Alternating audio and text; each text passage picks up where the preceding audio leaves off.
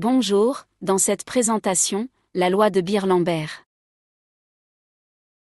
On rappelle que l'absorbance d'une solution est une grandeur sans unité, qui mesure la capacité de cette solution à absorber la lumière qui la traverse. Lorsqu'une solution ne contient qu'une seule espèce absorbante à une longueur d'onde lambda donnée, l'absorbance, A, est liée à la concentration, C, de l'espèce, par la relation issue de la loi de Beer-Lambert. A égale epsilon lambda fois L fois C.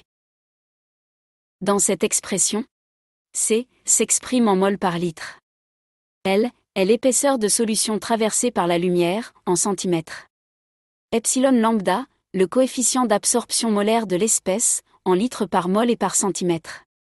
Et A est sans unité. Ainsi, pour une épaisseur de solution L donnée, cette relation traduit la proportionnalité entre A et C.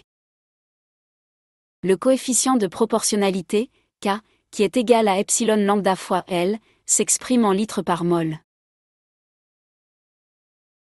On remarque que le coefficient d'absorption molaire, epsilon lambda, de l'espèce absorbante, dépend principalement de la nature du solvant et de la longueur d'onde lambda de la radiation.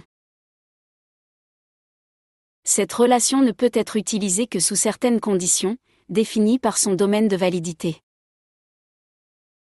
La solution ne doit contenir qu'une seule espèce absorbante à la longueur d'onde donnée, et être suffisamment diluée, afin de rester dans le domaine de linéarité, qui correspond à une absorbance inférieure à 1,2 environ.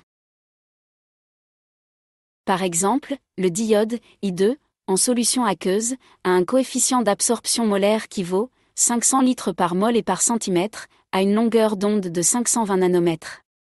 Si l'épaisseur de solution traversée est de 1,0 cm, et que l'on mesure une absorbance, A, égale à 0,80, la concentration en diode de la solution vaut 1,6 fois 10 puissance moins 3 mol par litre. Cela vous a aidé? Merci de liker cette vidéo et de s'abonner à la chaîne.